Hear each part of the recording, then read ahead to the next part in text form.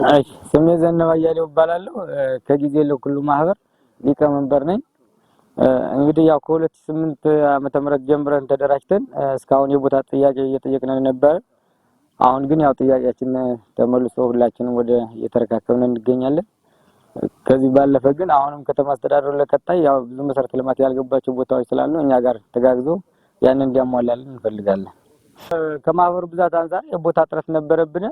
ያው እዚህ አሁን ያው አመች ያልሆኑ ቦታዎች ራሱ ለኛ ሲባል አሁን ሪዞርት እንትን ተደርጎ ማስተር ፕላኑ ወደ እንትን ተቀይሮ ዞሮ ለህብረተሰቡ እንዲዳረስ አድርጓል ከተማ አስተዳደሩ። በዚህ እናመሰግናለን። ለቀጣይ እንግዲህ ያው ዞሮ ይሄ አብዛኛው የተቸገረ ማህበር ነው የነበረው። እነዚህ አብዛኛዎቹ መሰረተ ልማት የሌላቸው ስለሆነ እነሱን ደግሞ ከተማ አስተዳደሩ አሁንም ተከታትሎ ያንን ቢያስፈጽምልን ነው የምለው። ከአዲናስ ማህበር ለበርካታ አመታት ምሪት በመጠየቅ እስከዛሬ ያው በአመራር መተካካትም ይሁን በጸጥታ ጉዳይም ይሁን ብዙ አመቶች የተንገላታንበት ሁኔታ አለ። ያን ችግር በማየት በተደጋጋሚ ከተማ አስተዳደሩን ጋር አቤቱታ በማቅረብ ከተማ አስተዳደሩ ይህን ችግር አይቶልን ያው አናሳ ሆኖ መሬት ሁሉ አናሳ ሆኖበት ያንን አካቶ በትግልም በልፋትም የመጣ ማህበር ስለሆነ ሁሉም ማካተት አለብን በሚል ወጥቶ ወርዶ ለማስተካከልና ለዚህ የደረስንበት ሁኔታ አለ። ከተማ አስተዳደሩ ያው አሁን ላይ የነበረው እንትን አቀበት ቁልቁለት በመውጣት እኛ ጋር አመች ያልሆኑ ቦታዎች የትኞቹ ናቸው አስቸጋሪ ሊሆኑ የሚችሉ የሚሉትንም ከኛ ጋር አቀበቱን ቁልቁለቱን ወጥተው ችግሮችን አይተው ለማስተካከል ሁሉ ጭራሽ ለምርት የማይሆኑ ሸለቆ ቦታዎችንም ቦታው ድረስ መጥተው በማየት የሚመለከታቸው አካሎች መዘጋጃ ቤቱንም ጭምር መዘጋጃት መሐንዲሶችን ጭምር እኛ ጋር ደፋ ቀና በማለት በመውጣት በመውረድ ተስተካክሎልናልም ማለት ነውና በዚህ አግባብ ያው እነሱን ማመስገን ፈልጋለሁ። እግዚአብሔርም ለዚህ ላበቃኝ እኔ ህልምና ምኞት ነው ሆኖብኝ የነበረው መቼ ሆነ ይሄን መሬት የማገኝ የሚል ህልም ሁሉ ነበረኝ ሆኖብኝ ነበር። አሁን ግን እግዚአብሔር የተመሰገነ ይሁን ፈጣሪንም አመሰግናለሁ። ከኛ ጋር የወረዱ ለኛ ሲጨነቁ ሲጠበቡ የነበሩ አመራሮችንም አመሰግናለሁ ለማለት ነው። 12 ማህበር እዚህ ቦታ ላይ እዚህ ከአማኑኤል ማርቆስ ትምህርት ቤት ላይ 12 ማህበር ይመራል። ተለላ 20 ማህበር፣ አማኑኤል 2 ማህበር፣ በተቀሉ 34 ማህበራት ወደ 765 ግለሰቦች ወይም አባወራና ማወራ ሊሆን ይችላል። በዚህ ልክ አዘጋጅተናል።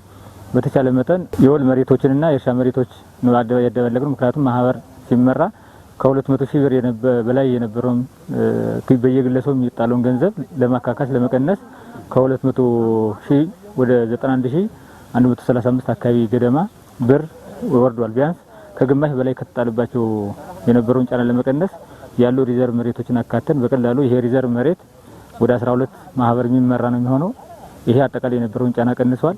ቀጣይ ማህበራቱን ልናግዝ የምንችለው አንደኛ እንግዲህ ቀጣይ እንደማንኛውም ነባር ቀደምት ማህበራት የመንገድ ከፈታ የመሰረት ልማቶችን በሂደት እንግዲህ እንደያቅማችን እየፈታን ምን ሄደው በተቻለ መጠን ይሄን ችግር ለመፍታት በቀላሉ ወደ 12 ገደማ የሚሆኑ ሪዘርቭ መሬቶችን እና ሌላ ምደባ ያለውን አስቀየረን ነው ወደዚህ የደረስነው እንጂ በመጀመሪያ ላይ በቀላሉ ከ20 ማህበር በላይ የማይመራበት ሁኔታ የነበረው። ይሄን ለማድረግ ብዙ ከመሰረት ልማት መምሪያ ከክልል ጋር ተቀናጅተን ተናበን ከማህበራቱ ጋር እየተነጋገር በተቻለ መጠን ወደ 39 የሚደርሱ ገደላማ ቦታዎች ራሱ እየተዋየን የቀነስንባቸው ሁኔታ ነው ያለውና ጠቅል ይሄን ማህበር ለመራት ብዙ አሰናካይ ጉዳዮች ነበሩ። ግን እነሱም በጥበብ በብልሃት ፈትተን አሁን ላይ በቀላሉ እንግዲህ 34 ከ32 ወደ 34 አድርገናል። በቀላሉ በነበረው ማጣራት ደግሞ ወደ 40 የሚደርሱ ግለሰቦችን በእኛ ከአዲናስ ማህበር ግቤትም በወረዳዎች ላይ ማጣርተን እንግዲህ እነሱን ለጊዜው አስወጥተናል። ቀጣይ የተለየ መረጃ እስካልመጣ ድረስ ይሄን በማድረጋችንም በቀላሉ 2 ማህበር እንዲጨምር አድርገናል ማለት ነው። ይሄ ደግሞ በዋናነት የነበረው የማጣራት ሂደት መዝግብ ቤት ላይ ባረግነው ወረዳዎች ላይ ስምሪት ልከን ስላስወጣን አትሊስት ከነበረው 64 ማህበር አሁን 34ቱን መርተን ወደ 30 ማህበር ከ2012 አካባቢ ገደማ ያገኛል። ይሄን ለመፍታት ግን ብዙ ለአስጨራሽ የሆኑ ነገሮችን ብዙ ስራ የተሰራበት ስለሆነ ማህበረሰቡም የነበረውን የኑሮ ጫና ተቋቁሞ ቀጣይ እንዳቅሙ ቦታውን ወስዶ በአስቸኳይ እንዲሰራ ነው የምናሳስበው መልእክት። በህንጻ አዋጁ መሰረት አንድ መኖሪያ ዝቅተኛ የመስሪያ ጊዜ 2 አመት ነው። በ2 አመት ማንኛውም ሰው ሰርቶ የሚገነባበት አካሄድ መፈጠር ያለበት እንጂ 4 አመት 5 አመት ማስቀመጥ መልሶ ወደ መሬት ባንክ እንዲገባ የሚያደርግ ስለሆነ እስከዛሬ የጀመሩት እንዳቅማቸው በተቻለ መጠን መመሪያውና አዋጁ በሚፈቅደው መሰረት ህንጻቸውን ገንብተው መኖር የሚችሉበትን አክሰስ መፍጠር ነው እንጂ መሬት ብቻ መያዝ ግብ ስላልሆነ ቀጣይም መልሶ ለተቋም ጫና እንዳይፈጠር ቦታ ያገኙ ግለሰቦች በ2 አመት ውስጥ ገንብተው የሚገቡበትን ነገር አቅም መፍጠር አለባቸው። ማህበራቱ ላይ እንግዲህ እንደየ ቅደም ተከተላቸው የተስተናገዱት እዛ ውስጥ ልዩ ልዩ ማህበረሰብ ክፍሎች ይኖራሉ እንጂ እኛ ያስተናገድነው ስብጥር ሳይሆን ከተራ ቁጥር 1 እስከ ተራ ቁጥር 34 ያሉ በቁና ቅደም ተከተላቸው የተስተናገዱት። ይሄ ግድ መመሪያው እንደዛ ስለሚል በዛ ውስጥ የተካተቱ ካሉ ይካተታሉ። ከዛ ውጭ ግን ሌላ ነገር አይኖርም። ምናልባት ወደ ሄክታር ሲገመት እንግዲህ 765 ሲባዛ በ150 ስናረግ በቀላሉ ሄክታሩን በዛ ልክ ካልኩሌት አላረግንም። 765ን ስናባዛ ወደ ሄክታር ሲቀየር እሱን በጽሁፍ ዜና ላይ እናካትት መሆኑን ቢያዘውለት ያለ መጠን እንደኛ ማህበረሰቡ የመቆጠብ አቅሙ ጨምሮ ነው ይጨምራል። በዛ ልክ ቦታዎችን በስታንዳርዱ መሰረት ወደ ላይ የሚገነቡበት አግባብ እንዲፈጠር ቀጣይ የግንዛቤ እና የአስተሳሰብ ስራ መሰራት አለበት። ሁለተኛ ደግሞ በተቻለ መጠን ከእርሻ መሬቶች ይልቅ የወር መሬቶችን አካተን ማህበረሰቡ ተጠቃሚ የሆነበት በተለይ ጫናም እንዳይፈጠር የወር መሬቶችን ቀጣይ በመዋቅራዊ ፕላንም በሰፈር መዋቅራዊ ፕላንም የሚካተትበትና ማህበረሰቡ ጫና እንዳይፈጠር የምናደርግበት ነገር ይኖራል። በዋናነት ግን በረጅም ጊዜ ቁጠባ ማህበረሰቡ እየቆጠበ የሚጠቀምበት ነው እንጂ በአንድ ጫና እንዳይፈጠር የግድ እሱን በግንዛቤ ስራ ህብረት ስራ ማህበራት ጽህፈት ቤት ጋር ሌሎች ባለድርሻ አካላትም አጠቃላይ እንደ ከተማ አስተዳደር እንደ አስተዳደር ምክር ቤትም ቀጣይ እንዴት መዘመን አለበት፣ እንዴት የህንጻ አዋጁ የመሬት አሰራሩ በተቻለ መጠን በአስተሳሰብ ስራ በግንዛቤ በንቅናቄ በደም ማህበረሰቡ ቁና ኑሮት በተቻለ መጠን የከተሜነትን አጠቃላይ ከጽዳትና ውበት ከአረንጓዴ ልማት ከመሰረተ ልማት እነዚህም ባቀናጀ ሁኔታ እንዲዘምን የግንዛቤ ስራ ላይ መሰራት አለበት። አሁን ባለበት ግን ትንሽ መሬት አጥሮ የመቀመጥ ብዙ ፍላጎቶች አሉ። እሱ ቀርቶ አጠቃላይ ነገ የቤት ልማት ስትራቴጂ በጣም በሰፊው ሆኖ የመኖሪያ አቅርቦት በስፋት እንዲስፋፋ በዋናነት ግን ያስተሳሰብና የግንዛቤ ስራ ላይ ከሚከታተል ጋር ብንሰራ ቀጣይ ከተማው እንግዲህ ወደ ሬጂዮፖሊታን የሚያድግበትን አሰራር የሚፈጠረው በእነዚህ ስለሆነ እሱን ደግሞ ጎን ለጎን የመሰረተ ልማት ስራዎች የእሳትና አደጋ የቀራ እነዚህ ሲያድጉ የከተማው መዘመን አቅሙ እየጨመረ ይሄዳል። ቀጣይ በተለይ ለኢንቨስትመንት ነው በጣም ትኩረት መስጠት አንዱ የከተሜነት የመዘመን ሁኔታው ለዛ ልክ ስለሆነ ኢንቨስትመንት ሲስፋፋ የማህበረሰቡ የመግዛት የመኖር አቅሙ በስራ ዕድል ፍጠር ስለሚኖር ከተሜነት ተስፋፋው በተለይ በኢንዱስትሪና ኢንቨስትመንት ስለሆነ እሱ ላይ ደግሞ ትኩረት አድርገን በተለይ በአገልግሎት ዘርፍ በማኑፋክቸሪንግ ዘርፍ በጣም ትኩረት አድርገን እየሰራን ስለሆነ እነሱን ስናስተሳሰር የስራ ዕድል ፈጠራው ስለሚመጣ ከተሜነት መዘመን በአብሮ የሚመጣ ነው እንጂ ያለ እነዚህ ሊመጣ ስለማይችል እነሱ ላይም ትኩረት አድርገን እየሰራን ያለ ነው። በዚህ አመት መጀመሪያ በተቻለ መጠን በመጀመሪያ የመንገድ መሰረተ ልማት ማሟላት አለበት። ማህበር ከመመራቱ ቦታም ከመሸንሸኑ በፊት ሲታሰብ መጀመሪያ መንገድ ይከፈታል። የመንገድ ከፈታው ከተጠናቀቀ በኋላ ደግሞ ቀጥሎ የውሃና የመብራት መሰረተ ልማቶች መዘርጋት እዛ የሰፈር መዋቅራዊ ፕላን ላይ ትምህርት ቤት፣ ጤና ጣቢያ፣ ፖሊስ የሚሉ መሰረታዊ ነገሮች በየኤንዲፒ የተመላከቱ ስለሆነ እነሱን አሟልቶ ወዲያውኑ በማህበረሰብ ተሳትፎ በመንግስትም በተለይ በአዳዲስ ቀጠናዎች በሚከፈቱበት ጊዜ እነዚህ ማሟላት ግዴታ ነው። ይሄን ለማድረግ ደግሞ በመጀመሪያ ለመሬት ሲታሰብ እነዚህ መኖር አለመኖራቸውን መረጋገጥ አለበት።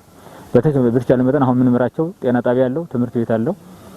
ሌሎች ደግሞ የአነስተኛ ስሞል ስኬል ኢንዱስትሪ የሚባሉትን ሁሉ ያሟላ ስለሆነ እኛ አሁን ይሄ ከማርቆስ ትምህርት በላይ የሚባለው ቦታ በተቻለ መጠን ብዙ ኒዲፖች አሉ፣ በቅርብ ተቋማት አሉ። አንደሰን በዛ ደግሞ አርሚ የሚባሉ ፓርቲዎች ስላሉ እነዚህን ደግሞ አስፈላጊ አስቸኳይ ለሆኑ ተቋማት ክፍት አድርገን የተወሰነ ስለሆነ ለወጆቹም በርካታ ነገር በውስጡ ያካትት ስለሆነ ይሄ ኤሪያ ደግሞ በራሱ ክሊኒክም አለው ራሱ ቀጣይ ኢንቨስተር የሚገባ ከሆነ እነዚህ ሁሉ አሉ። በተለይ አድሚኖቹ ላይ ደግሞ ወሳኝ ተቋማት ቀጣይ እንዲቀመጡ የከተማ አስተዳደሩ አመራር ትኩረት ሰጥቶ መመደብ አለበት የሚል አስተያየት ነው የሚኖረኝ። በርካታ ኢንቨስትመንቶችን እያስተላለፍ ስለሆነ በዛ በማህበረሰቡ በዚህ ልክ ከተዘጋጀ በዚህ መልክ እናስተላልፍ መሆኑና በዚህ ልክ ሊመጣ ይችላል የሚል አስተያየት ነው ያለው። በዛሬው ዕለት በሰቆጣ ከተማ ከ10 አመት በላይ ተደራጅተው የመኖሪያ ቤት ለማግኘት ተደራጅተው የነበሩ ማህበራት 34 ማህበራት 756 አባላት ያላቸው 34 ማህበራት የመኖሪያ ቤት እንዲያገኙ የተደረገበት ቀን ነው። እነዚህ ማህበራት ለ10 አመት ሲቆዩ በተከታታይ የነበረው ሁኔታ እጅግ ፈታኝ የነበረበት ሂደት ነበረ። እሱን መሰረት አድርገን አሁን በ2017 በተቻለ መጠን እነዚህ ማህበረሰቦች የመኖሪያ ቤት እንዲያገኙ ለማድረግ ከፍተኛ ጥረት አድርገናል። በርካታ ውስብስብ ጉዳዮች ገጥመውን ነበር። አባላቱም ጋር የአባላቱ አመራሮችም ጋር አመራሩም ጋር የሚመለከታቸው አካላቶችም ጋር ተከታታይ ውይይት በማድረግ የተለያዩ አማራጮችን በመፍጠር 34 ማህበራት በዛሬው ዕለት እድሉን የመኖሪያ ቤት እድሉን እንዲያገኙ አድርገናል። እንግዲህ እነዚህ 34 ማህበራት ወይም 756 የማህበረሰብ ክፍል የከተማችን የማህበረሰብ ክፍል ይሄንን ቦታ ስንሰጥ ሁለት ዓላማ አለው። አንደኛ ለረጅም ጊዜ ሲጉላሉ ሲፈልጉት የነበረውን የመኖሪያ ቤት ጥያቄ መልስ የሰጠንበት አንድ ትልቅ የመልካም አስተዳደር ችግር የፈታንበት፣ ሁለተኛም ከተማችን ለማስፋፋት የከተማችን እድገት ለማሳለጥ የሚያስችል አማራጭ አድርገን የወሰድነው ስለሆነ ሁለት ግቦችን የሚያሳካ የመልካም አስተዳደር ችግር የፈታንበት ምዕራፍ ሆኖ ነው የተገኘው። አሁንም ለቀጣይ አንደኛ ከተማችን ቀደምት ባለ ታሪክ ከተማ ነች። በታሪኳ ልክ መስፋት አለባት። በታሪኳ ልክ ማደግ አለባት። አሁንም ከፍተኛ የመኖሪያ ቤት ፍላጎት ያላቸው ማህበረሰቦች አሉን በከተማችን። የነሱን ጥያቄም በሂደት ደረጃ በደረጃ እየፈታን እንድንሄድ የሚያስችል የመጀመሪያው ምዕራፍ ነው አሁን ይሄ ሂደት። ለምን ከተማችን ፈጠን ብሎ ማደግ አለበት። አሁን ካለበት የመካከለኛ ደረጃ ወደ ከፍተኛ የከተማነት ደረጃ ለማሳደግ የማህበረሰባችን የመኖሪያ ቤት ጥያቄም እየፈታን ከተማውንም እያስፋፋን መቀጠል ስላለብን ይሄን አቅደናል። አሁንም ይሄን አጠናክረን እንቀጥላለን። በዚህ ማህበራት በእነዚህ ማህበራቶች በገጠመን ችግር በርካታ ልምዶችን በርካታ ሁኔታዎችን አልፈናል።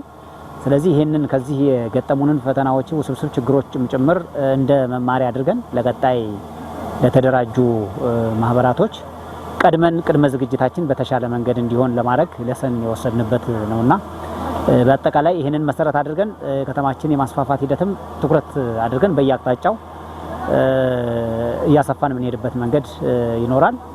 እንግዲህ ዛሬም 756 የህብረተሰብ ክፍል የመኖሪያ ቤት እንዲያገኙ ስለተደረገ ለሁሉም የማህበረሰብ የማህበሩ የቤት ተጠቃሚ ማህበረሰቦች እድሉ የገጠማቸው ማህበረሰቦች እንኳን ደስ አላችሁ ማለት ፈልጋለሁ።